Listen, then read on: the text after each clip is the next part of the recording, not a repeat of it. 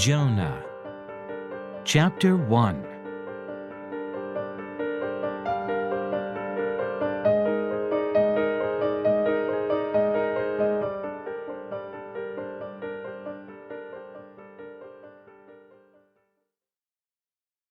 Jonah flees from the Lord. The word of the Lord came to Jonah, son of Amittai, "Go to the great city of Nineveh and preach against it, because its wickedness has come up before me." But Jonah ran away from the Lord and headed for Tarshish. He went down to Joppa, where he found a ship bound for that port. After paying the fare, he went aboard and sailed for Tarshish to flee from the Lord. Then the Lord sent a great wind on the sea, and such a violent storm arose that the ship threatened to break up. All the sailors were afraid, and each cried out to his own god, and they threw the cargo into the sea to lighten the ship. But Jonah had gone below deck, where he lay down and fell into a deep sleep.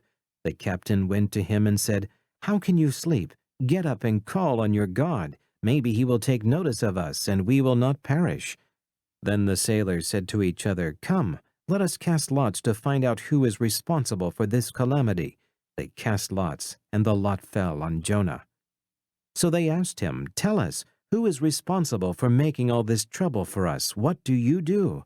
Where do you come from? What is your country? From what people are you?"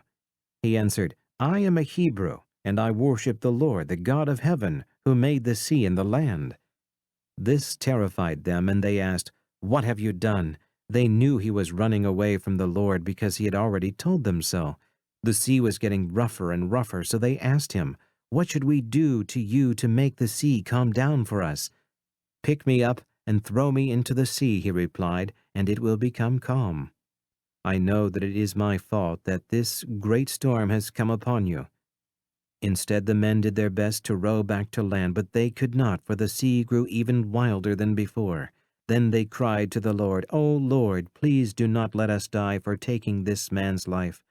Do not hold us accountable for killing an innocent man, for you, O Lord, have done as you pleased." Then they took Jonah and threw him overboard, and the raging sea grew calm. At this the men greatly feared the Lord, and they offered a sacrifice to the Lord and made vows to him. But the Lord provided a great fish to swallow Jonah, and Jonah was inside the fish 3 days and 3 nights.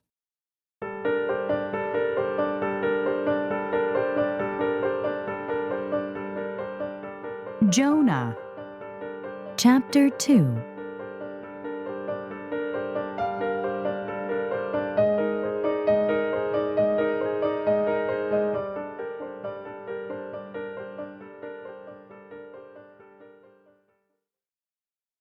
Jonah's prayer. From inside the fish, Jonah prayed to the Lord his God. He said, "In my distress I called to the Lord, and he answered me. From the depths of the grave I called for help, and you listened to my cry. You hurled me into the deep, into the very heart of the seas, and the currents swirled about me. All your waves and breakers swept over me. I said, I have been banished from your sight, yet I will look again toward your holy temple. The engulfing waters threatened me, the deep surrounded me. Seaweed was wrapped around my head. To the roots of the mountains I sank down. The earth beneath barred me in forever. But you brought my life up from the pit, O Lord my God. When my life was ebbing away, I remembered you, Lord, and my prayer rose to you, to your holy temple. Those who cling to worthless idols forfeit the grace that could be theirs. But I, with a song of thanksgiving, will sacrifice to you. What I have vowed I will make good. Salvation comes from the Lord. And the Lord commanded the fish, and it vomited Jonah onto dry land.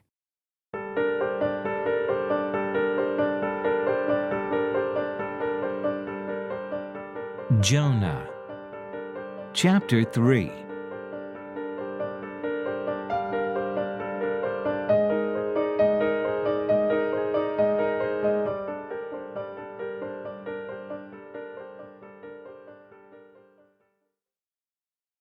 Jonah goes to Nineveh. Then the word of the Lord came to Jonah a second time. "Go to the great city of Nineveh and proclaim to it the message I give you." Jonah obeyed the word of the Lord and went to Nineveh. Now Nineveh was a very important city. A visit required 3 days. On the first day, Jonah started into the city. He proclaimed, 40 more days and Nineveh will be overturned. The Ninevites believed God. They declared a fast, and all of them, from the greatest to the least, put on sackcloth. When the news reached the king of Nineveh, he rose from his throne, took off his royal robes, covered himself with sackcloth, and sat down in the dust. Then he issued a proclamation in Nineveh. By the decree of the king and his nobles, do not let any man or beast, herd or flock, taste anything.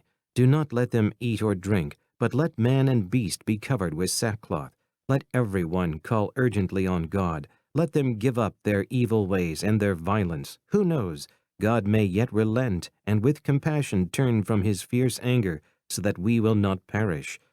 When God saw what they did and how they turned from their evil ways, he had compassion and did not bring upon them the destruction he had threatened.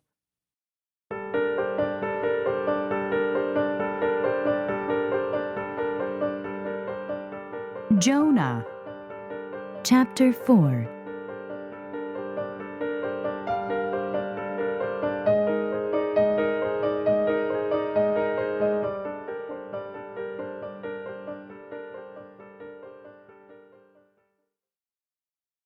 Jonah's anger at the Lord's compassion. But Jonah was greatly displeased and became angry. He prayed to the Lord, "O Lord, is this not what I said when I was still at home? That is why I was so quick to flee to Tarshish. I knew that you are a gracious and compassionate God, slow to anger and abounding in love, a God who relents from sending calamity. Now, O Lord, take away my life, for it is better for me to die than to live." But the Lord replied, "Have you any right to be angry?" Jonah went out and sat down at a place east of the city. There he made himself a shelter, sat in its shade, and waited to see what would happen to the city. Then the Lord God provided a vine and made it grow up over Jonah to give shade for his head to ease his discomfort, and Jonah was very happy about the vine. But at dawn the next day, God provided a worm, which chewed the vine so that it withered. When the sun rose, God provided a scorching east wind, and the sun blazed on Jonah's head so that he grew faint. He wanted to die and said, "It would be better for me to die than to live." But God said to Jonah, "Do you have a right to be angry about the vine?" "I do," he said. "I am angry enough to die." But the Lord said, "You have been concerned about this vine, though you did not tend it or make it grow. It sprang up overnight and died overnight. But Nineveh has more than 120,000 people who cannot tell their right hand from their left, and many cattle as well. Should I not be concerned about that great city?"